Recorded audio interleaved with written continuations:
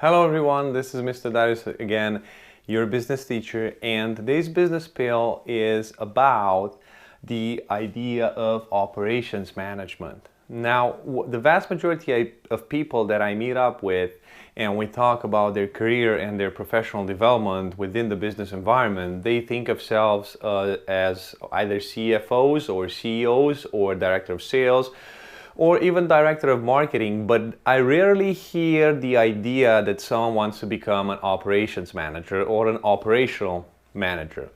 This is a very important role, a key role I would say within every business, because it translates or it transforms the raw materials that we have at disposal by using the factors of production that we have into fine products that will eventually be in the living room of our potential clients or in the homes of our potential clients. So first of all, we need to understand what is operations management about. Operations management is about output from input, or transforming input into output, but it does have some special variables. It has to be of a certain quality. It has to be a specific amount or quantity, and it has to be done, this entire transformation process, within a specific time frame. Okay, so the time it takes for us to transform the input into output, so to make sure that the output is at a specific quality and to make sure that we have a specific quantity of that, it's all what operations management is about. Now, operation management and in general an operations manager should focus the day one when he or she enters the office, in his office or her office, on the idea of added value.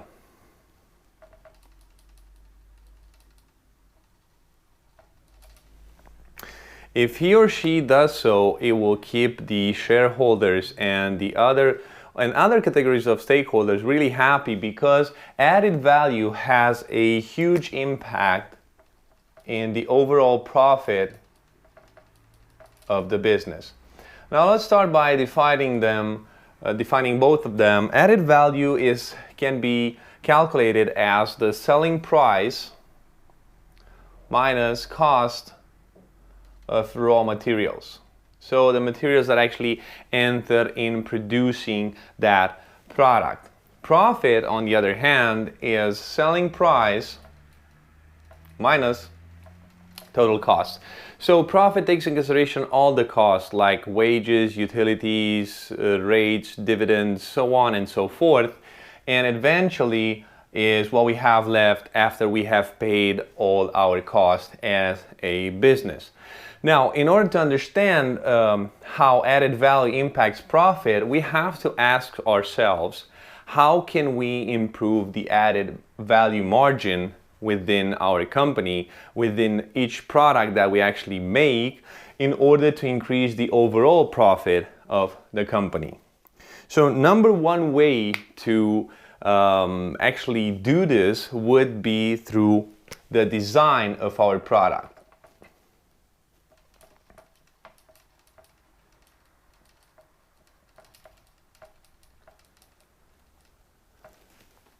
Can we as a company on an economy budget produce a product of a nice design that is appealing, that is of high quality, and that will allow us to sell it at a high selling price, a high retail price? If the answer is yes, if we find that way, if we find a way to improve our product design so that our selling price will increase, we will actually increase our added value margin, which might translate into a higher profit margin.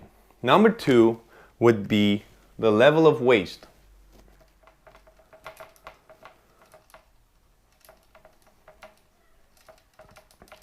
I'm gonna give you an example over here. Just because you use only 800 grams of flour from a kilogram to actually make a loaf of bread, that doesn't mean that the remaining 200 grams can be scattered on the floor and, you know, just can be wasted over there.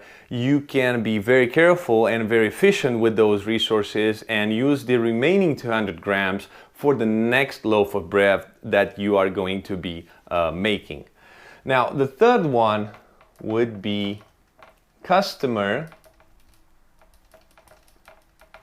perception.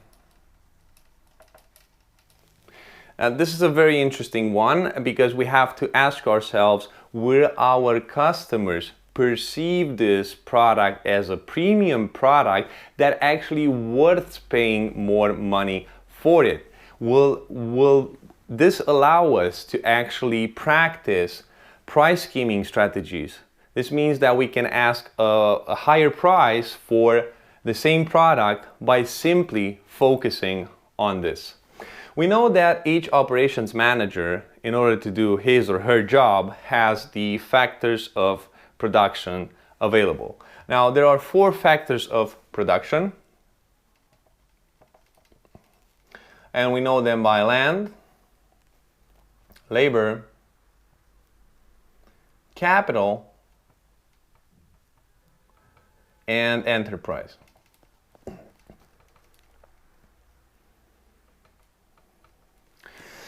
You're already familiar, we already discussed what enterprise is in our previous videos. I'm sure that land and labor could be easily understood along with capital, but there is something special about capital that I would like to further discuss. And when it comes to capital, what can really draw the line between companies? What can really draw the line between operations or operational managers is the way we use and the way we build and the way we grow our intellectual capital. So what is intellectual capital? I want you to think of Coca-Cola recipe.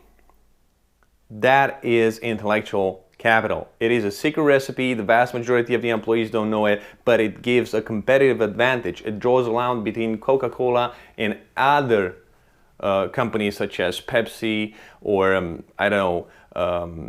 Mirinda or Rauch drinks or other soft drinks in general, but it just draws the line. So you can see it as a combination between the knowledge and expertise of the human capital we have within our company, and we can think of managers and employees over here and even shareholders, the procedures that we follow in order to get to a result, the methods we use within our production process, all these build to intellectual capital. Even secret recipes, as I mentioned, the Coca-Cola, they help draw a big difference between us and other competitors, okay? Now, we look at production in terms of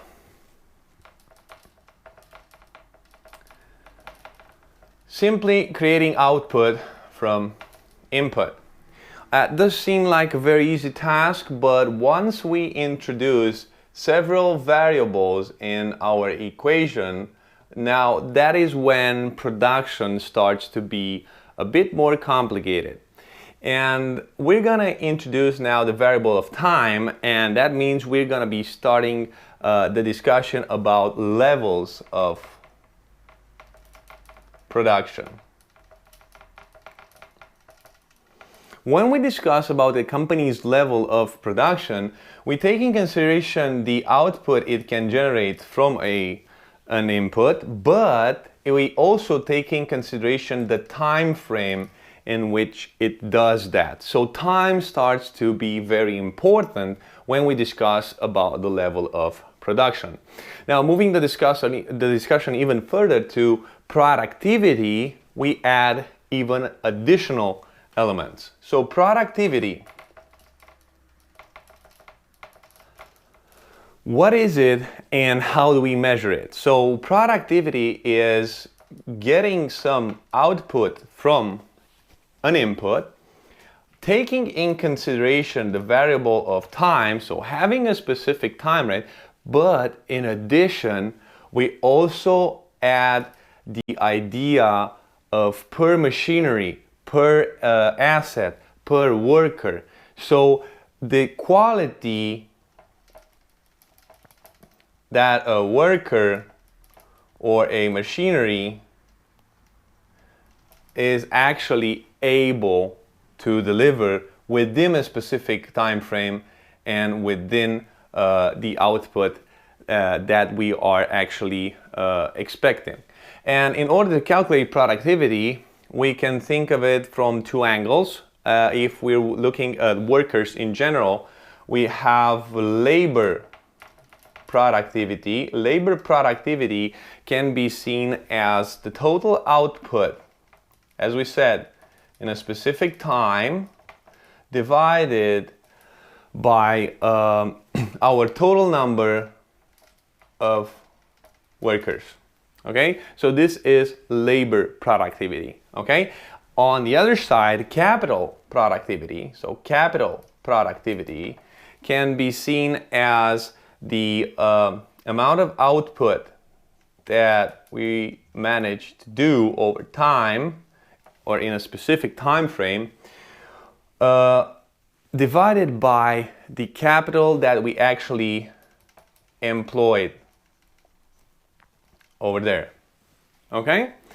Now, as an operations manager, I start to understand now that it is expected from me to deliver high quality, even as many items as possible, so high quantity within a specific time frame, using the factors of production that I have available, trying to be much more efficient as possible.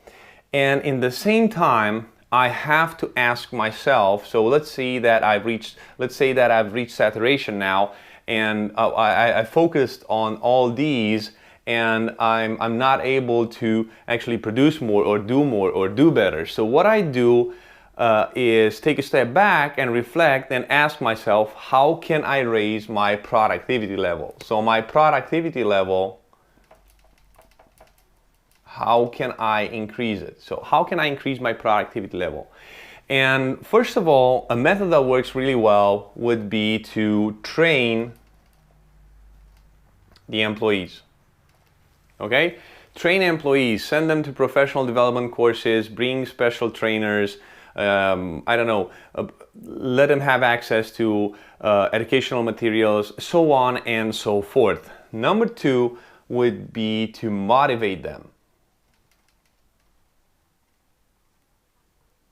Okay, you should think here of combining several financial and non-financial methods. Think of cell phones, think of paid holidays, think of bonuses, think of job rotation, think of job redesign, and so on and so forth. Then it would be technology. Update your technology, bring in new technology. It will make you more efficient. It will make you do things faster, and it will eventually even reduce the waste level. And last but not least would be to have an efficient and in the same time very well prepared, so efficient management of resources. So as an operations manager, you now have to look at all the resources available and see how you can adjust them and see how you can use them in better ways so that your output actually improves. These being said, I want to thank you for watching this video. This is Mr. Darius, and don't forget, if you have any business query, just drop me a line and I'll help you pull it through. Thank you.